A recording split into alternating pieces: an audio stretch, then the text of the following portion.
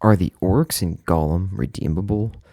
Tolkien struggled with answering these questions, but the Lord of the Rings books make it pretty clear. So join Michael Elam and I as we discuss what makes an orc and why Gollum went bad and never came back. And don't forget to like and subscribe. Hello, everyone. Thanks for tuning in to the White City Podcast. Today I have a new guest with me, Michael Elm, and it's great to have you on, Michael. That's all right. I've got a weird last. It's Elam. It's like a Elam. strange. Yeah, you like go hard on the E and then just get lazy with the rest of it. Gotcha. Okay. Elam. Yep, All right. I should have asked before recording, but that's there okay. we go. Awesome. Okay, yeah. So before we get into like talking about um like the orcs and Gollum and redeemability and some other things in general, um, what got you into Lord of the Rings, Michael? Well, I remember it clearly. I was a little kid. I was playing with Lincoln logs in my room, and my dad came in. This is probably like late 70s, I think, maybe early 80s. And the Rankin Bass cartoon was going to come on TV. And I remember my dad saying, "Oh, hey, there's something on TV I think you might like." Because he knew I like, wizards and dragons and those kinds of things. So I said, okay. And I went out and watched it and I was hooked. I bought the big 33 RPM record of the book, and I got the 45 of the Return of the King, also from Rankin Bass, and just ate it up. Tried to read the stories as a little kid. Got like first chapter and kind of petered out. But from then on, I loved it. Um, I probably didn't seriously start reading The Hobbit and The Lord of the Rings until I was probably in my early 20s, late teens, early 20s. And then what I was doing a bachelor's degree in English, and I got this notion that maybe I could study Tolkien in graduate school. Well, no, there are no takers. There were no takers at the time. People wanted me at that time. It was hard to get a job. You couldn't get a job if you uh, you know, did a dissertation or a thesis on Tolkien, which was fine. I liked other kinds of literature too. So, um, in a nutshell, that's my Tolkien reading journey. Okay, interesting. So one thing interesting with that, so like what makes a Tolkien scholar, or is that just kind of self-proclaimed generally? Now, I'm probably used to be self-proclaimed, but it's more. There's a group of I'll call them Tolkienists. They may have a different label for it. Um, they're kind of two camps, I suppose. In my mind, there are two camps. There's roughly the literary critical camp, and then kind of more philosophical, theological camp of scholars. Um, I'm not sure if there's a criteria. I actually put together a panel about 10 years ago asking that very question: what makes a Tolkien scholar or a Tolkienist? And I'm not sure we came up with an answer other than you got to know a little bit about Tolkien and his works. Maybe some of his literary influences, a little bit of his literary influences. Um, and, I'm sure there was a voice in the back saying, Elvish languages, you need to study that too. So maybe that's a part of it now. Yeah, that's really cool though. Yeah, so now you're like more of a just literature professor. Yeah, that's right. My Yeah. specialty is medieval literature, and I love it. I love teaching it. I get to dabble in classics. We're a small department, so I get to teach things that are kind of adjacent to my area, which I'm happy to do. And I just now so we composition is the bread and butter of any English department, and usually it's taught as a kind of a general toolbox sort of class and without really focusing on a particular topic. Well, I asked my department chair last year if I could just teach our research and academic writing class as a Tolkien special topics class, basically. And he gave me the go ahead, and I'm in my second semester doing that now, and it's going well. Some of the students, I think, didn't know what they were getting into. They signed up for, a 102 class, and here they are with Tolkien. Um, but I try to sell it to them and say, listen, if like if you want to get out, I understand my feelings won't be hurt, but if you want to, see what all the fuss is about, maybe stick around and you might be surprised. Yeah. That would be an interesting class. Yeah. I love it. I love teaching it. Yeah. Cool. So, um, no, I thought it was neat that you brought up Gollum and the orcs in our communication. Yeah. Um, and because apparently like Tolkien had like struggled with the idea of the orcs being redeemable, right? Isn't Right. that true? Yeah. He seems to have, like many opinions that he held one opinion 1 minute, another opinion another minute. Like we all do. It's unfortunately most of his opinions are written down in books now, and so you know, he can't escape it. Yeah. Yeah, it's like what makes it canon, I guess. Right.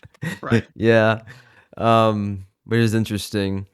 Yeah, so um yeah, so like what are kind of your thoughts on this, I guess? Yeah. Yeah. I Isn't it so this last time, well, and maybe even prepping for this time teaching the class, I had well, last time I taught the class a moment. So I've read Lord of the Rings a lot, right? Many, many times, like probably a lot of your viewers have themselves. Maybe I know people who read it like once a year or once every other year or something. So I've read it quite a number of times. And the last time I taught it, there was one scene that really stuck out to me, and it wasn't about orcs. It was actually about Gollum, and it is when Frodo, Sam, and Gollum they're kind of like sleeping, and we're given a like a tableau, a bird's eye view. I think the narrator said, I don't remember his exact words, but he says, if someone were to, like, if an eagle or a bird or something were flying above, they would look down and that what they would see is, and the description of Gollum is an emaciated child, right? A child that was, on the verge of death or dead of starvation. And it really, I think for probably the first time reading Lord of the Rings, my heart softened to Gollum in a way it had never before. I always felt sorry for him. I felt bad for him. A lot of people do. He's irritating also. And at the end of the story, I think, well, he got his comeuppance. But that moment arrested me in a way it had never arrested me before. And then kind of adjacent to that is, the question of, are orcs redeemable? Um, it goes to the character of these characters. And I don't know if this is a really profound insight or not, but it seems to me that Tolkien thought of orcs in two distinct ways. And one of those ways is kind of the way we usually think of them. They're species in this world. They have an implied biology. They have an implied, um, society, such as it may be, and kind of this Dungeons and Dragons monster manual view of orcs, which I think is really interesting and engaging. There's this other mode of orcs, though, as an idea, because Tolkien talks about in I think one of his letters to I think it's Christopher, one of his sons, I believe. Um, he talks about being wary or being um, kind of like, hey, be careful of the orcs on our side. Be careful of the orcs that are, um, you know, on the same team, so to speak. Even in, Humphrey Carpenter's biography, he talks about um, Tolkien, when he went to the Somme, or actually probably like the little training camp or something that he was in before they shipped him over to the battlefield. He talked about a lot of the officers being, you know, um, maybe not exactly orcish, but just not nice people. Uh, and so it struck me that orcs can be, as a mindset, there there can only be one kind of orc, because as soon it's like an allegory, as soon as you change one detail, then suddenly you're not that anymore.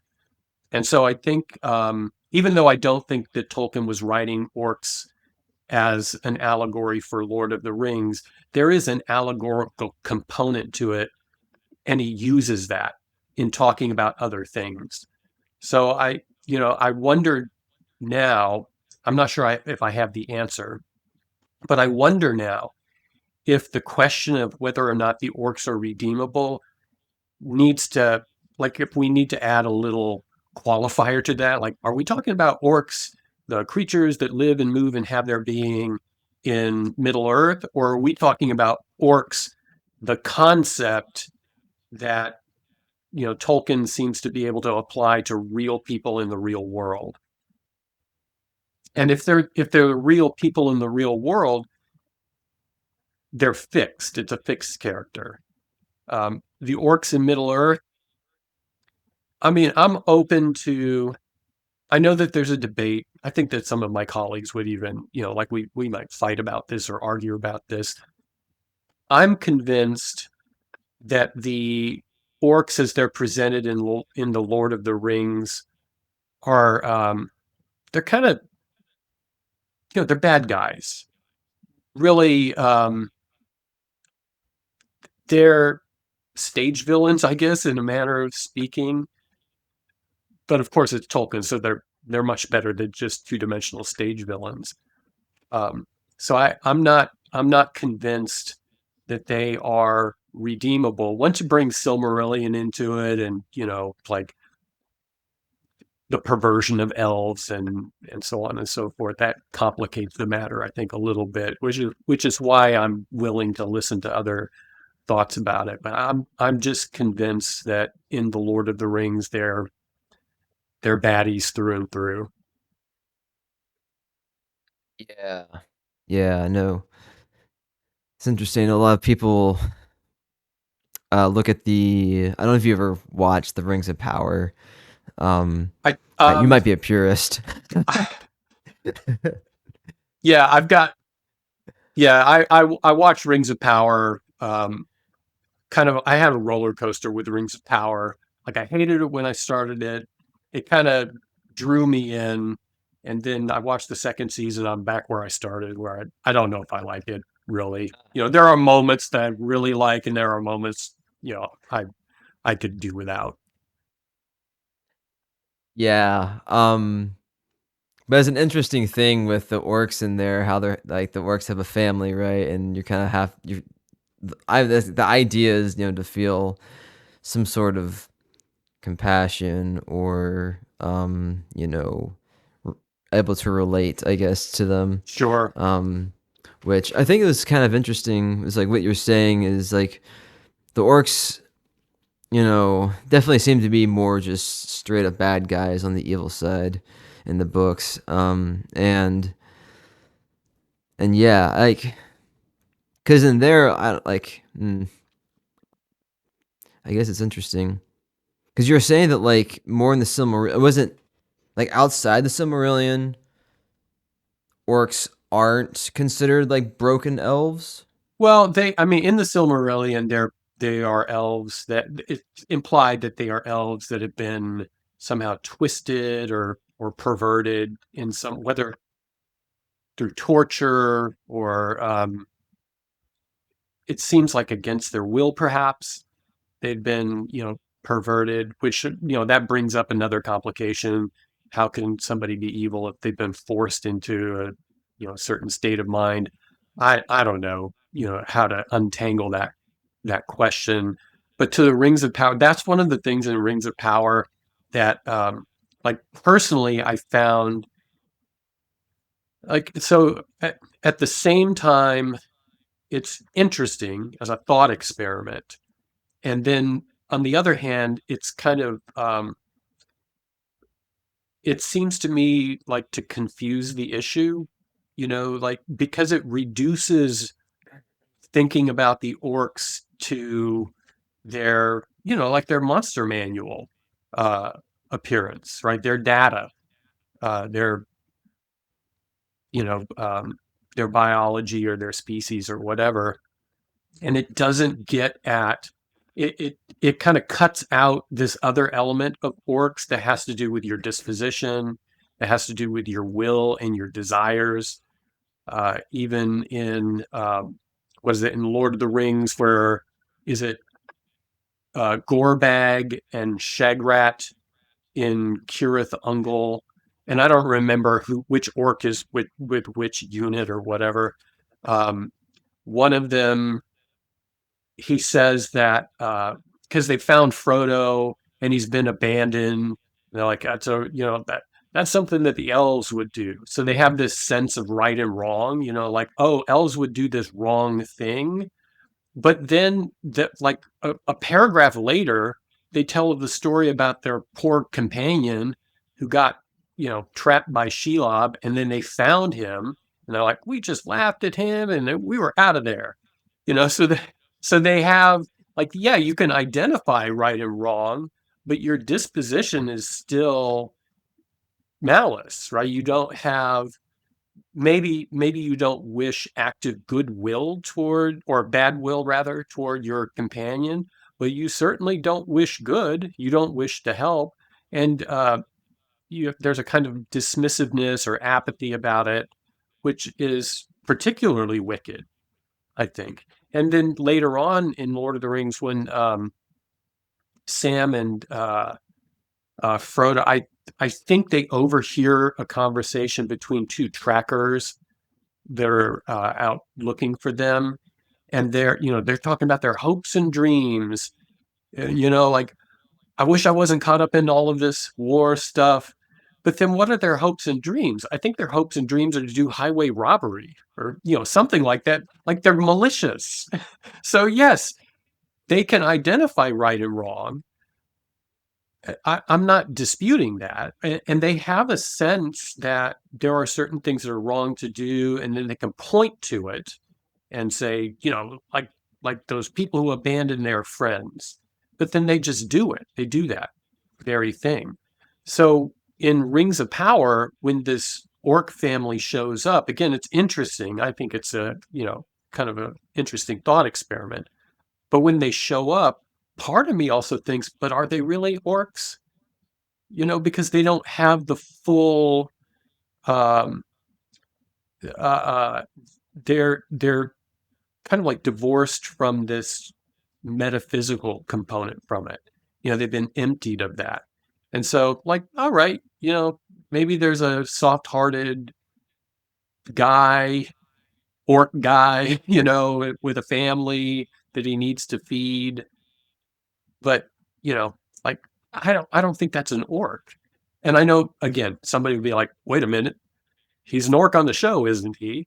But that's what I mean by unnecessarily. It's an unnecessary complication uh, to what orcs are. I think we can explore. About people being forced into bad situations, and maybe scouring of the Shire is like that. Uh, those aren't orcs, but some of the hobbits, they go bad. Um, but hobbits don't have that, like, dispositional quality to them that orcs seem to need. And maybe the question is, like, what are the essences of the orcs? Like, if you take one thing away from them, suddenly they're not orcs anymore. I think it's the disposition. Interesting. Okay, yeah, that makes sense. Yeah, so I see what you're saying by them having that disposition and attributes. Um, so I guess, then the question is like, all right, so orcs are basically like tortured elves. In a sense, is Maybe. how we Yeah. get, Yeah. Sure. how we essentially that's how we get to orcs, Right. right?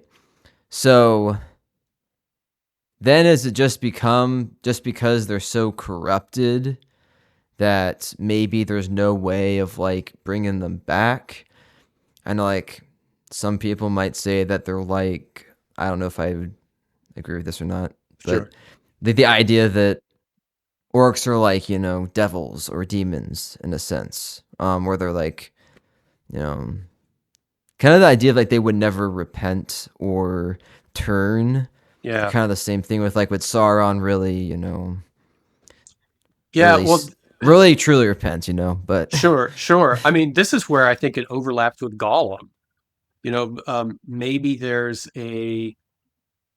maybe we could hope that they would repent. Gollum, I don't think the orcs are talked about in that way. Gollum definitely is talked about that way. Gandalf says, like, hey, maybe he'll do something good.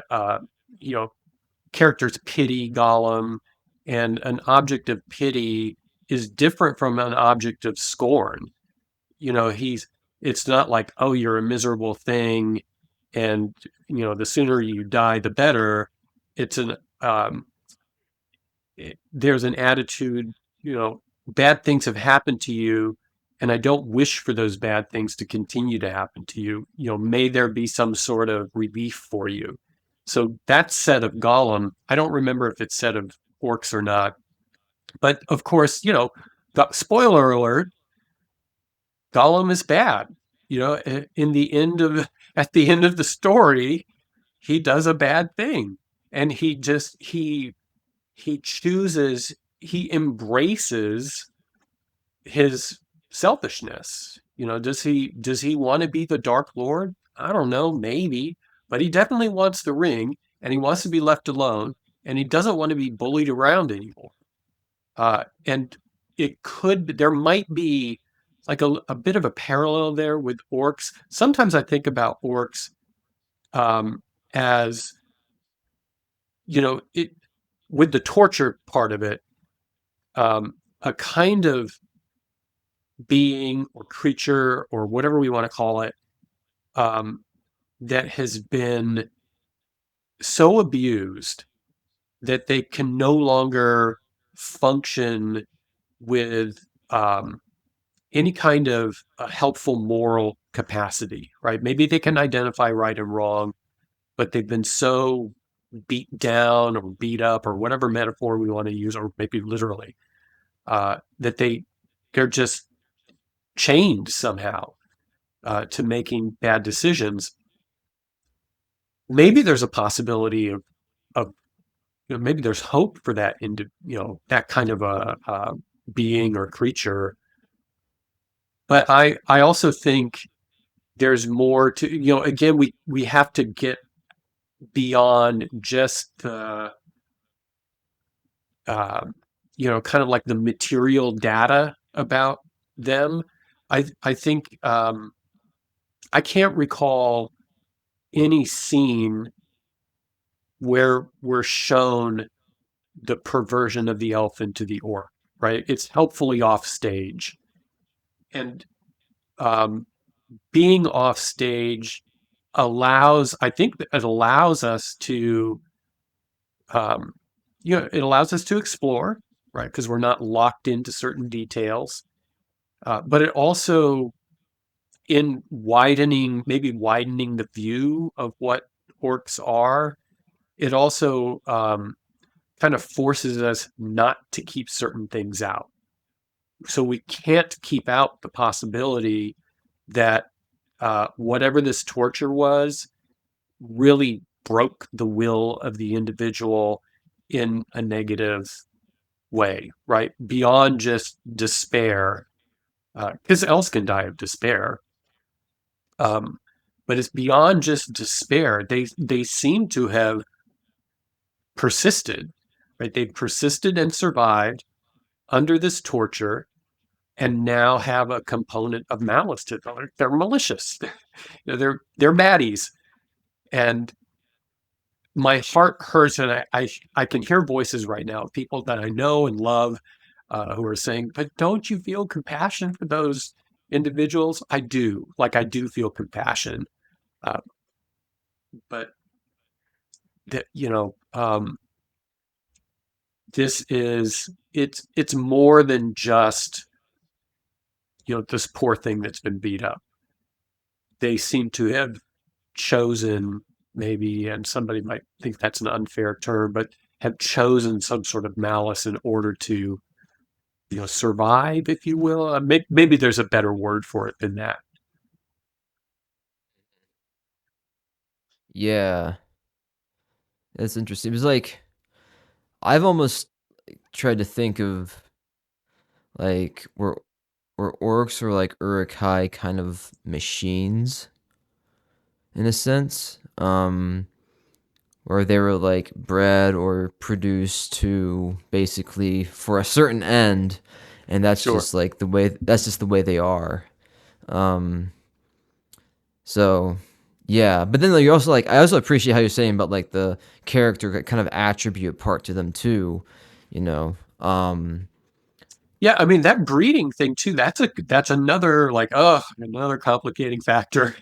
In the nature, like what's the status of the orc in the movies, which have the Jackson movies have really um, indelibly marked my uh, perception of the orcs. Like I see, especially the Uruk-hai and those birthing scenes and stuff. Um, it's kind of like merged with my uh, view of orcs, like Tolkien's orcs too. And that's another interesting question too. Um, do these bred orcs have um, do they have souls? We're not told. Again, we're helpfully maybe we're not told whether or not they have souls. So we have to look at what are their actions, what are their dispositions, how do they talk about things, how do they perceive their relationships with each other, and it goes beyond then they've been bred, and in addition to that they have this character trait, this moral component to them that is maligned, right? It's misaligned. Yeah. So going back to Gollum Yes. for a little bit. Yeah. Um so there was a guy in the podcast who um was telling me about there was the time that Tolkien was writing about it was like this part where like Gollum is they're I guess going into like Thongol, and Gollum is like coming up to Frodo, kind of like kind of almost like caressing him, I guess. And Sure. Sam comes over and just like tells him like the slinker stinker, kind of like Right. get away from him, sort of thing.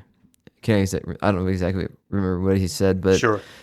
I guess apparently for Tolkien, like he knew that at that moment, like I guess Gollum was basically that, going to turn and like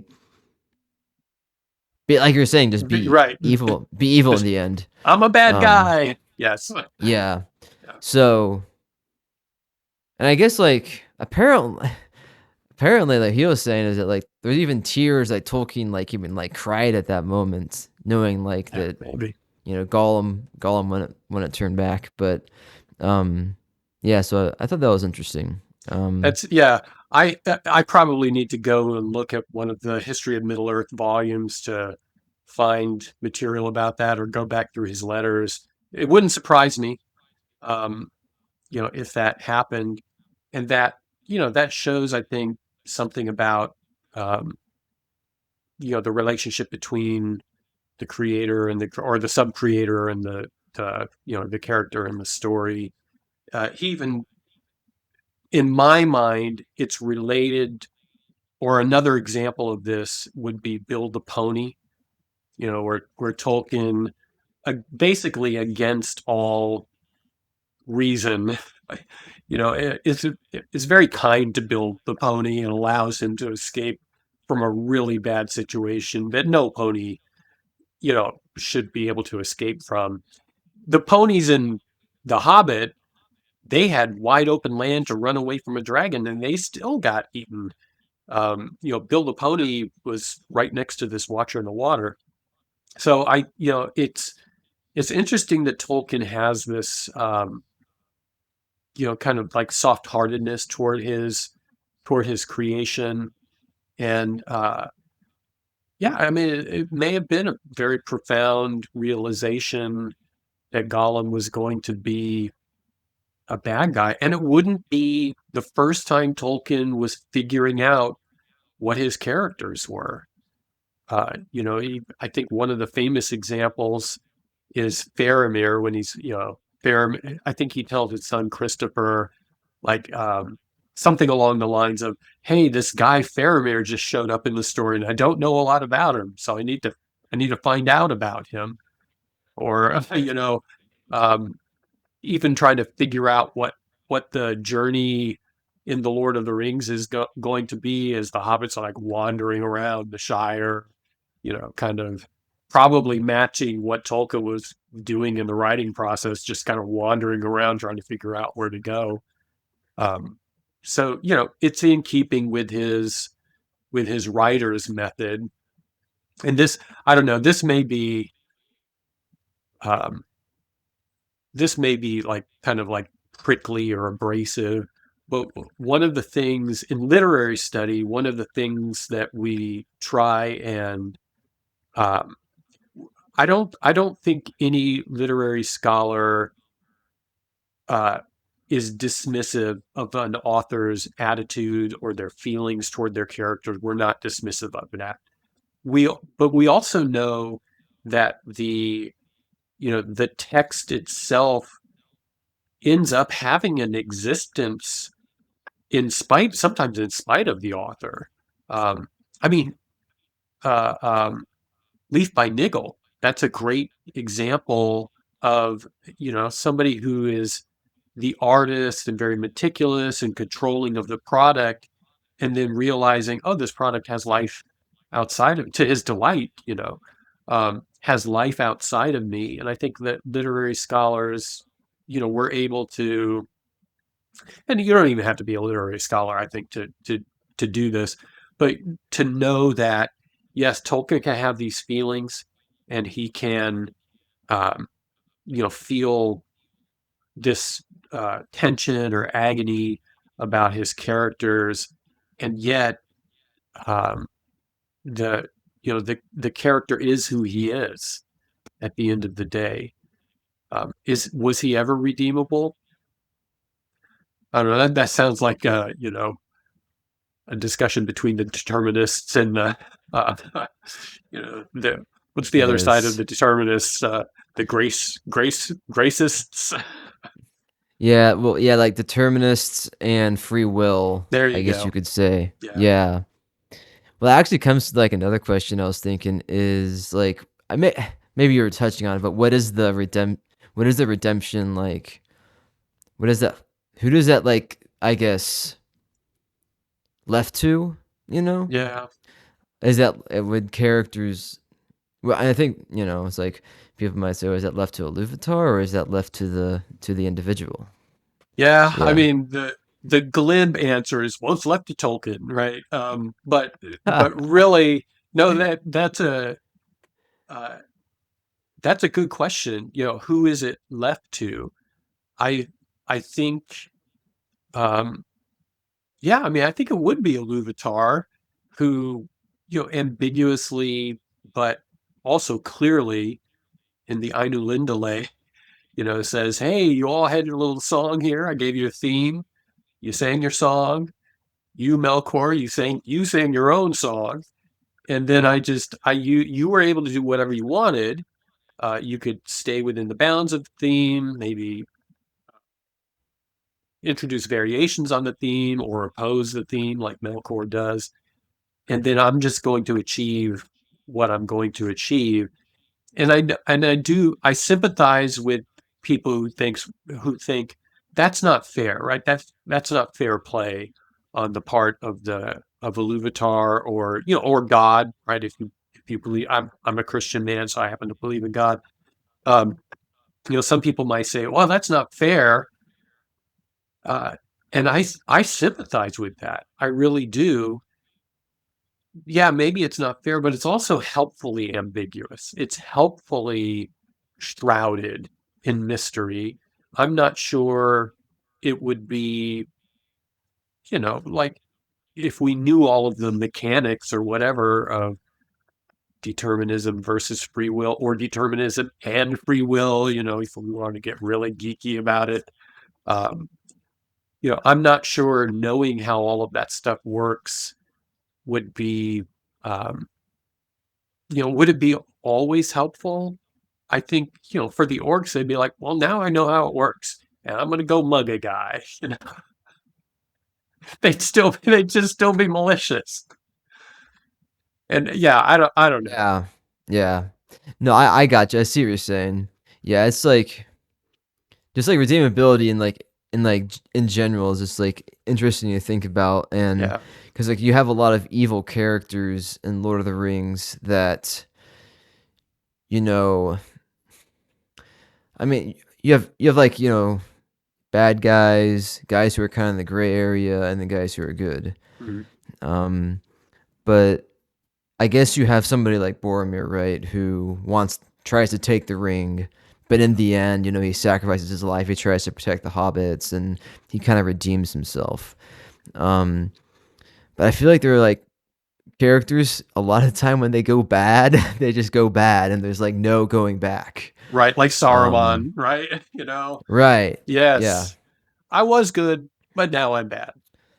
right, Wholeheartedly. right, Even yeah, with Saruman, there part of me wonders because Gandalf, soft-hearted Gandalf, for all of his grumpiness, he's really a soft-hearted guy.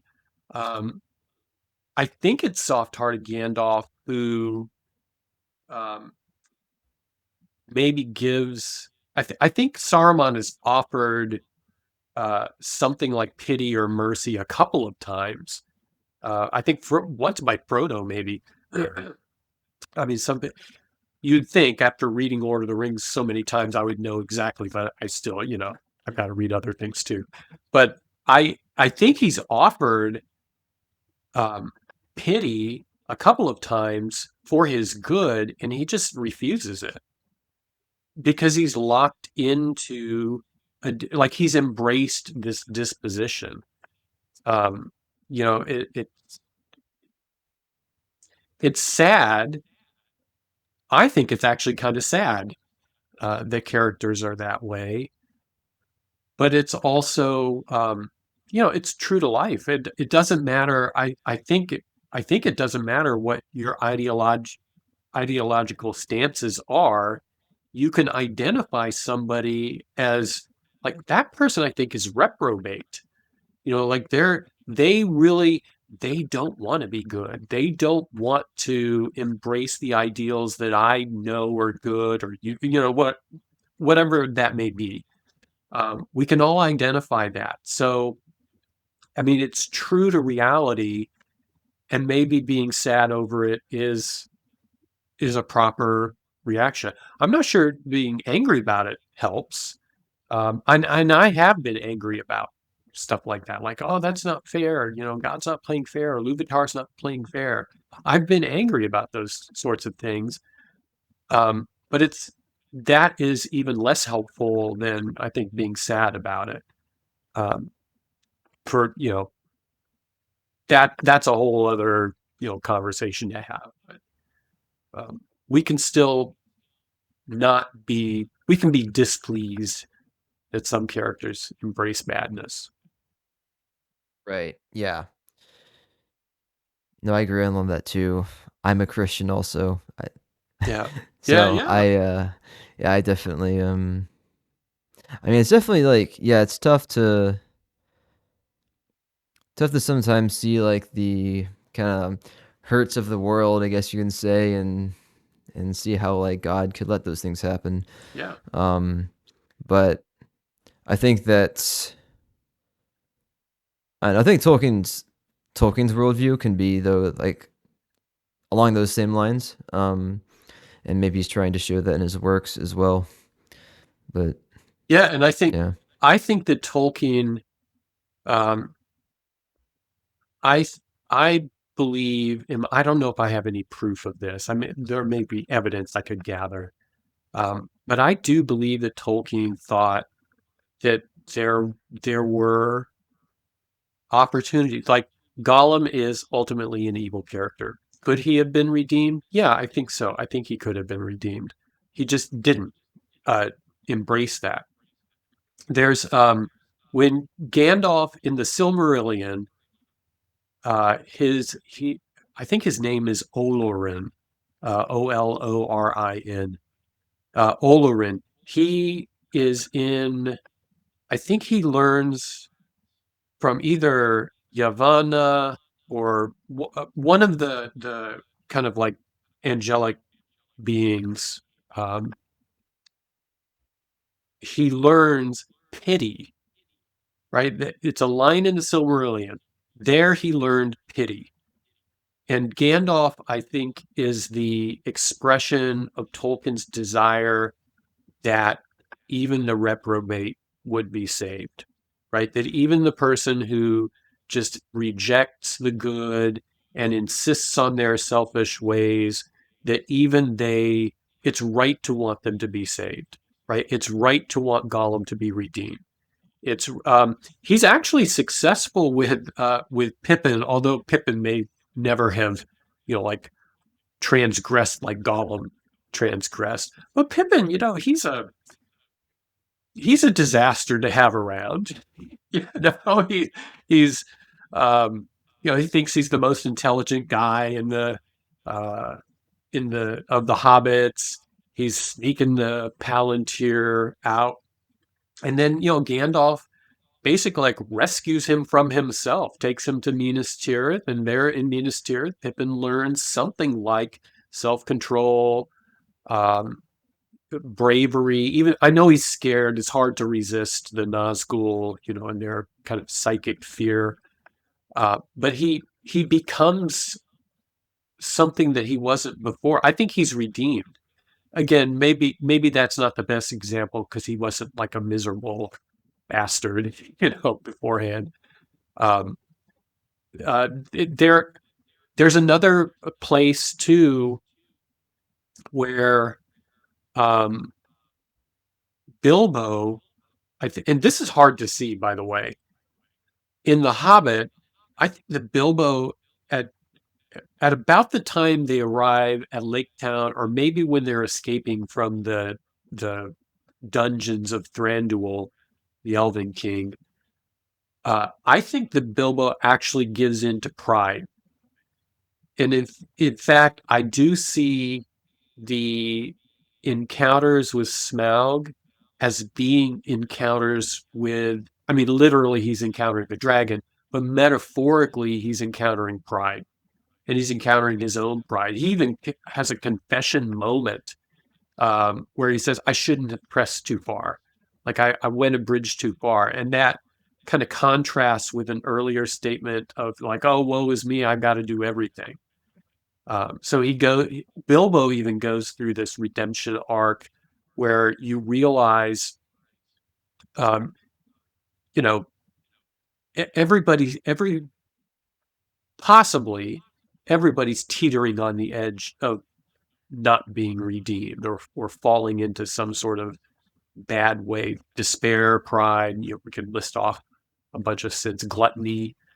Um, so Tolkien is, he's aware that this this issue of bad and good is more complicated than just Orcs and Gollum on one hand, and Bilbo and Frodo on the other. yeah. Mm. Oh man, well, this have any ending thoughts? I think we'll probably wrap it up here. Yeah, no, I mean, I've got many thoughts, many beginning thoughts. Um, you know, I my scholarship right now is like looking at these kinds of things, redemptive, I guess, arcs or whatever, purgatorial things. Purgatory is kind of a big deal for me, Dante's Purgatory. So I've been thinking about that a lot, and it's shown me. I already believed this was true. I could already point to why it was true, but show me just how skillful an artist Tolkien is, not just in the craft of, like describing things well, but he's the whole package, right? Mind, body, pen. Yeah. Yeah, no, he is yeah, a great world builder, and I mean, I'm glad that he was also a Christian, because I think those deeper themes that really, I think, really add a lot to the story. That just is important to have there. So yeah, Agreed. well, Agreed. thanks, Michael, for coming on. Yeah, this Thank has you, Philip, been a for lot of having me. I fun. really appreciate Yeah, it. Yes, thank you. yeah, for sure. And thanks everybody for tuning in. We'll catch you for our next episode next week.